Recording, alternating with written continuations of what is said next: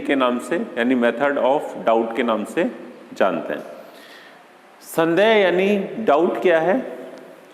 जब हमारे पास में एक से अधिक विकल्प होता है और हम उनमें से चुनने में सक्षम नहीं होती है, कुछ हमारे पास में संशय की स्थिति होती है, तो हम उसको डाउट कह सकते हैं, संदेह कहते हैं कि ये एक बेसिकली क्या है, चिंतन की प्रक्रिया है, प्रोसेस ऑफ थॉट है ये, जहाँ पर हम किसी एक निश्चित निष्कर्ष तक पहुँचने में सफल नहीं हो पा रहे हैं। तो हम ये प्राय ये देखा गया है कि अगर हम संदेह करना शुरू करें तो इस जगत की किसी भी सत्ता के बारे में हम संदेह कर सकते हैं, लेकिन ये हम स्वयं के बारे में संदेह कर सकते हैं या नहीं। मतलब ये कि जिस वक्त मैं ये बात आपसे कह रहा हूँ, क्या मैं ये कह सकता हूँ कि मैं यहाँ नहीं हूँ?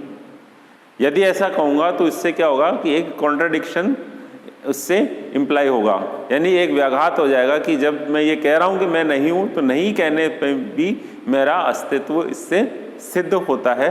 तो इस प्रकार से डेकार्त ने ये कहने का प्रयास किया कि ड्यूबिटो अर्गो सम, यानी संदेह करने वाले की सत्ता स्वतः सिद्ध होती है। यह संभव नहीं है कि जिस वक्त मैं संदेह करूं तो और मेरी सत्ता वहां पर सिद्ध नहीं हो, क्योंकि फर्स्ट पर्सन के बारे में अगर हम संदेह करते हैं, यानी प्रथम पुरुष कौन होता है?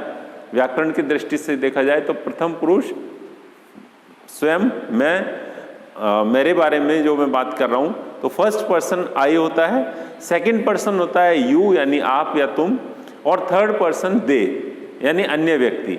तो हम ये देखते हैं कि फर्स्ट पर्सन के बारे में संदेह नहीं किया जा सकता, हम स्वयं के बारे में संदेह नहीं कर सकते, और यदि हम करते हैं तो उससे कॉन्ट्राडिक्शन डिराइव होता है। ठीक है, तो इस संदेह की प्रक्रिया के अंतर्गत वो कहते हैं कि संदेह करने वाले की सत्ता निश्चित रूप से असंदिग्ध रूप से सिद्ध होती है। और संदेह क्या है? ये एक चिंतन करने वाले व्यक्ति की सत्ता या चिंतन करने वाली एक सत्ता के रूप में उसका अस्तित्व सिद्ध होता है, यानी कोगिटो अर्गो सम, यानी चिंतन करने वाले की सत्ता सिद्ध होती है। क्योंकि इस वक्त मैं संदेह कर रहा हूं, यानी I think therefore I am, इस सिद्धांत के ऊपर वो पहुंचते हैं डेकार्त कि क्योंकि मैं स्वयं संदेह कर रहा हूं तो एक संदेह करने वाले व्यक्ति के रूप में मेरी सत्ता यहाँ पर असंदिग्ध रूप से सिद्ध होती है। तो ये एक ऐसा प्रिंसिपल डेकार्त ने डिराइव किया जिसके बारे में उनका ये मानना है कि ये एक रेवोल्यूशनरी सिद्धांत है, क्रांतिकारी कदम है जिसका खंडन नहीं किया जा सकता। सैद्धांतिक रूप से जिसका खंडन यदि हम करेंगे तो उसमें कोई कॉन्ट्राडिक्शन यानी व्याघात उत्पन्न होगा। एक बार जब वो इस सिद्धांत को डिराइव कर लेते हैं तो उनका ये मानना है कि एक चेतन या चिंतन करने वाले व्यक्ति के रूप में यानी तत्व के रूप में हम आत्मा को या सेल्फ को डिराइव हमने कर लिया है, और इसके बाद में फिर वो और दूसरी जो सत्ताएं हो सकती है जैसे कि ईश्वर है या जगत है, उनकी सत्ता वो सिद्ध करने का प्रयास करते हैं। तो डेकार्त का ये मानना है कि हमारे अंदर कुछ जन्मजात प्रत्यय हैं। जन्मजात प्रत्यय हम उसको कहते हैं जिनका कारण हम व्यक्ति स्वयं नहीं होता, अर्थात उनका कारण कौन है? ईश्वर उनका कारण है। क्यों बता रहे हैं वो इस प्रकार से? क्योंकि मैं ये सोचता हूँ कि हम या व्यक्ति जो है वो एक अपूर्ण सत्ता है, और पूर्ण सत्ता कौन सी है? ईश्वर अपने आप में एक पूर्ण सत्ता है। तो क्या ये संभव है कि अपूर्ण सत्ता यानी मेरे अंदर एक पूर्णत्व का यानी पूर्ण सत्ता का विचार हो? तार्किक रूप से तो ये संभव नहीं है। तो ये उसी प्रकार से जैसे कि एक कोई कमरा है जिसमें छोटी सी खिड़कियां और एक दरवाज़ा है छोटा सा, और एक सुबह आप आके देखते हैं कि उसमें एक हाथी है, तो वो हाथी कहाँ से आएगा उसके अंदर? वो पॉसिबल नहीं है कि जब उसके अंदर हाथी आ सके, क्योंकि उसका आकार शरीर बहुत बड़ा होता है।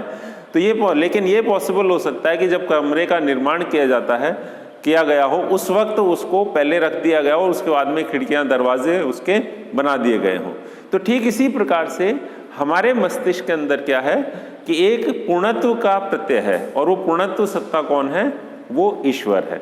तो ये ईश्वर का विचार हमारे अंदर पहले से ही ईश्वर ने हमारी जब उत्पत्ति की, उस उत्पत्ति के समय हमारे मस्तिष्क के अंदर, हमारे आत्म तत्व के अंदर स्थापित कर दिया। और इसी के कारण वो कहते हैं कि ये एक जन्मजात प्रत्यय है, जिससे ये सिद्ध होता है कि ईश्वर का अस्तित्व है। तो जन्मजात प्रत्यय के माध्यम से देकार्त ने ईश्वर की सत्ता को सिद्ध करने का प्रयास किया। एक बार वो जब ईश्वर की सत्ता को सिद्ध करते हैं तो उसके बाद में वो कहते हैं कि ये जगत भी उतना ही सत्य है जितना कि मैं स्वयं यानी व्यक्ति या आत्म तत्व है। और इसके लिए वो तर्क देते हैं, क्योंकि वो उनका ये मानना है कि ईश्वर किस प्रकार का है, ईश्वर सर्वज्ञ है, दयालु है और कृपालु है। ये हो नहीं सकता कि ईश्वर ने हमारे मस्तिष्क के अंदर इस जगत की यानी इसकी रियलिटी यानी वास्तविकता के बारे में इंसान को वो भ्रम की स्थिति के अंतर्गत रखे, क्योंकि यदि वो हमें भ्रम की स्थिति में ईश्वर रखेगा तो वो हमारे प्रति काइंड नहीं होगा, दयालु या और कृपालु नहीं होगा, क्योंकि जो भी हमें भ्रम या धोखे में रखता है तो उसको हम दयालु नहीं मान सकते हैं। तो ईश्वर तो कदापि इस प्रकार से नहीं हो सकता कि वो इस जगत को वास्तविक नहीं बना करके हमें वास्तविक दिखाए। ठीक है, तो इस जगत ये जगत भी उतना ही वास्तविक है, क्योंकि ईश्वर ने इस जगत को हमें वास्तविक रूप में जिस प्रकार से उसने बनाया है उसी प्रकार से वो हमें दिखाता है। तो इस प्रकार से वो देकार्त का ये मानना है कि ये जगत भी उतना ही सत्य है जितना मैं स्वयं, और ईश्वर भी सत्य है, और ईश्वर हमें कभी धोखे में नहीं रखेगा, और इसीलिए ये जगत भी पूर्ण रूप से सत्य है। तो इस प्रकार से देकार्त स्वयं की सत्ता को सिद्ध करते हैं और संदेह की विधि का उन्होंने प्रयोग किया। उसके माध्यम से उन्होंने आत्म तत्व यानी एक चिंतन के रूप में करने वाले व्यक्ति के रूप में स्वयं की सत्ता सिद्ध की। फिर जन्मजात प्रत्यय के माध्यम से हमारी स्वयं ईश्वर की सत्ता उन्होंने सिद्ध की, और फिर उन्होंने डिराइव किया कि ये जगत भी इतना ही सत्य है जितना कि हम स्वयं सत्य हैं।